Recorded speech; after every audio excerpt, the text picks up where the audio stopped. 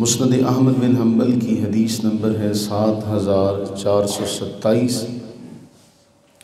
حضرت سیدنا ابو ہریرہ رضی اللہ تعالیٰ عنہ بیان فرماتے ہیں کہ رسول اللہ صلی اللہ علیہ وآلہ وبارک وسلم نے ارشاد فرمایا، من نفس عن مؤمن کربۃ من کرب الدنیا نفس اللہ عنہ کربۃ من کرب یوم القیامہ۔ پہلا جملہ فرمایا، جس کسی مومن نے دنیا میں کسی دوسرے مومن کی، مسلمان کی کسی پریشانی میں سے کسی ایک پریشانی کو دور کر دیا تو اللہ تعالیٰ اس کی قیامت کی پریشانیوں کو دور فرما دے گا۔ اگر دنیا کی کسی پریشانی کو دور کیا تو اللہ تعالیٰ اس کی قیامت کی پریشانی دور کر دے گا۔ دوسرا جملہ، وَمَن سَتَرَ مُسْلِمًا سَتَرَهُ اللَّهُ فِي الدُّنْيَا وَالْآخِرَةِ، اگر کسی مسلمان نے کسی دوسرے کی عیب کی پردہ پوشی کی، اس کے عیبوں کو چھپا لیا، اللہ تعالیٰ قیامت میں اس کے عیبوں کو ڈھانپ لے گا۔ تیسرا جملہ فرمایا، وَمَن يَسَّرَ عَلَى مُعْسِرٍ یسر اللہ علیہ فی الدنیا والآخرہ، اور اگر کسی نے اپنے بھائی جو تنگ دست ہے اس کے لیے آسانیاں پیدا کی دنیا میں، تو اللہ تعالیٰ اس کو دنیا اور آخرت دونوں میں آسانیاں اس کے لیے عطا فرما دے گا۔ پھر اگلا جملہ فرمایا، واللہ فی عون العبد ما کان العبد فی عون اخی، جب تک ایک بندہ اپنے دوسرے بھائی کی مدد میں لگا رہتا ہے، اللہ تعالیٰ اس کی مدد کرتا رہتا ہے۔ کتنا حسین جملہ ہے کہ جب تک آپ کسی بھائی کی مدد کرتے رہیں گے، اللہ تعالیٰ آپ کا مددگار رہے گا۔ اس کے بعد فرمایا الگ جملہ، وَمَن سَلَكَ طَرِيقًا يَلْتَمِسُ فِيهِ عِلْمًا، اگر کوئی علم حاصل کرنے کے لیے کسی راہ پر چلتا ہے، طلب علم کے لیے، تو اللہ تعالیٰ دنیا میں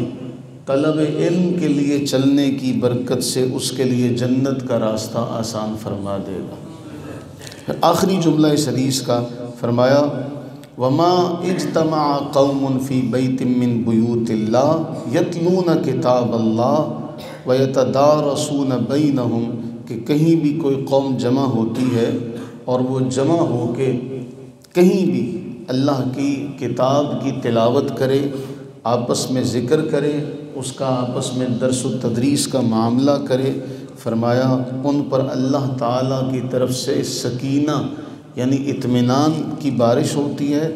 رحمت الہی ان کو ڈھانپ لیتی ہے، ان پر چھا جاتی ہے،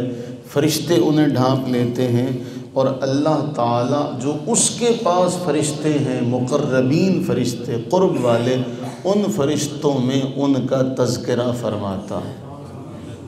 اور اس کے ساتھ آخر میں ایک لمحہ فکریہ، ایک دعوت فکر،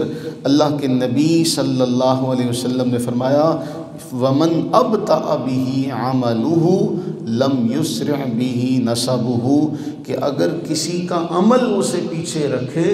تو وہ نسب سے آگے نہیں جا سکتا۔ یعنی اللہ تعالیٰ کی بارگاہ میں عمل کی بنیاد پر، عمل کی بنا پر کوئی مقام و مرتبہ حاصل کرنا چاہے تو اسے ملے گا، صرف نسب کی بنیاد پر اللہ کے ہاں مرتبہ اور مقام نہیں ملتا۔ اس حدیث کے اندر بہت سارے جملے ہیں، اگر ان سب کو سمجھا جائے تو سب سے پہلی بنیادی بات یہ ہے، امام نووی فرماتے ہیں یہ ایک عظیم حدیث ہے، اس نے کئی علوم، قواعد اور آداب کو اپنے اندر سمویا ہوا ہے۔ کہتے ہیں حدیث میں ہے کہ پریشانی کو دور کیا جائے، کہتے ہیں اس کو جیسے بھی ممکن ہو کسی کو نفع پہنچایا جائے، اس کی ضرورت کو پورا کیا جائے، علم کے ذریعے سے، مال کے ذریعے سے، باہمی تعاون کے ذریعے سے، نصیحت کے ذریعے سے، مشورے کے ذریعے سے، کسی دوسرے کے ذریعے سے فائدے کا باعث بننا چاہیے۔ پہلا جملہ، پہلا معاملہ۔ دوسرا، کسی کی پردہ پوشی کرنا، کسی تنگ دست کی مدد کرنا، کسی کو مہلت دینا، یہ سارے کے سارے کام جو ہیں اللہ تعالیٰ کی بارگاہ میں اجر و ثواب کا ذریعہ ہیں انسان کے لیے۔ پھر اس کے بعد فرمایا حصول علم کے لیے سفر کرنا۔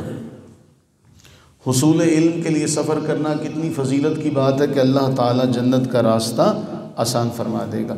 پھر اس حدیث میں یہ بھی بتایا جا رہا ہے کہ جہاں کوئی جمع ہو کر قرآن کریم کی تلاوت کریں، مسجد ہو، مدرسہ ہو، کوئی بھی جگہ ہو، کسی بھی جگہ پر بیٹھ کر وہ اس کام کے لیے اکٹھے ہوتے ہیں تو یہ فضیلت والا کام ہے، وہاں اللہ کی رحمت نازل ہوتی ہے۔ اور یہ جو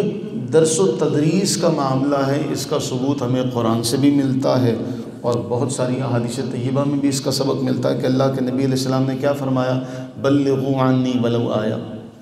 کہ میری اگر کسی کے پاس ایک بھی حدیث پہنچتی ہے تو اسے چاہیے کہ وہ لوگوں تک پہنچائے، لوگوں تک اس کو پھیلائے۔ پھر اس حدیث سے ایک اور معاملہ پتہ چلتا ہے، کسی مسلمان بھائی کو تکلیف دینا حرام ہے، کیونکہ اس کی مدد کرنا، اس کے عیبوں کو چھپانا اللہ تعالیٰ کی رضا کا، اس کی رحمت کے نزول کا سبب ہے، اس لیے فرماتے ہیں کہ کسی کو تکلیف دینا کیا ہے، حرام ہے۔ پھر سب سے اہم بات کہ جہنم کی آگ سے نجات صرف اور صرف ایمان کے بل بوتے پر، ایمان کے ذریعے سے ہو سکتی ہے، نسب کی بنیاد پر نہیں۔ نوح علیہ السلام کا بیٹا غیروں میں بیٹھا تو قرآن نے کیا فرمایا کہ اے نوح اس کا عمل نیک نہیں تھا لہٰذا وہ تیرے اہل میں نہیں ہے،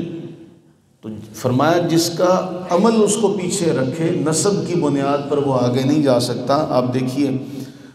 اسلام کی تعلیم یہ ہے کہ حسب نسب نہیں۔ آپ دیکھیں حضرت بلال حبشہ سے، صہیب روم سے، سلمان فارسی فارس سے، یہ کہاں کہاں سے تھے، ان کا رسول اللہ صلی اللہ علیہ وسلم سے خاندانی تعلق قرابت نہیں تھی، لیکن ایمان کی بنیاد پر یہ مقام قرب میں چلے گئے۔ اور ابو جہل، ابو لہب، جن کا رسول اللہ صلی اللہ علیہ وسلم سے حسب نسب کا رشتہ تھا، لیکن جب آپ پر ایمان نہیں لائے تو وہ محروم ٹھہرے، حالانکہ نسبی طور پہ وہ آپ کے قریبی تھے۔ اس لیے اللہ کے نبی علیہ الصلوۃ والتسلیم نے یہ فرمایا کہ اصل انسان کا عمل ہے جس کی بنیاد پر وہ آگے جا سکتا ہے۔ یہ کہنا کہ میں فلاں کا بیٹا ہوں، میں فلاں قبیلے سے ہوں، میں فلاں نسل سے ہوں، اس طرح کہ ہمارے ہاں بہت سخت جملہ ہے، ہمارے ہاں بعض سادات،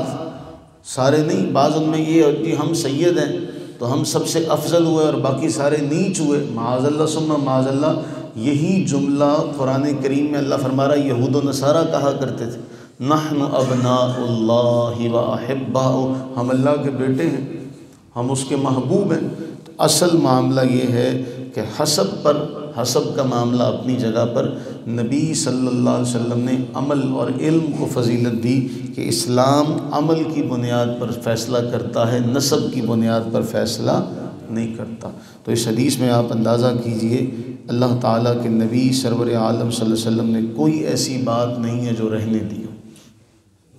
ہر طرح سے ہمیں آگاہ کر دیا کہ کسی دوسرے کے کام آؤ، کسی دوسرے کی پریشانی دور کرو، کسی دوسرے کے عیبوں کو چھپاؤ، کسی دوسرے جو تنگ دست ہے اس کو مہلت دو،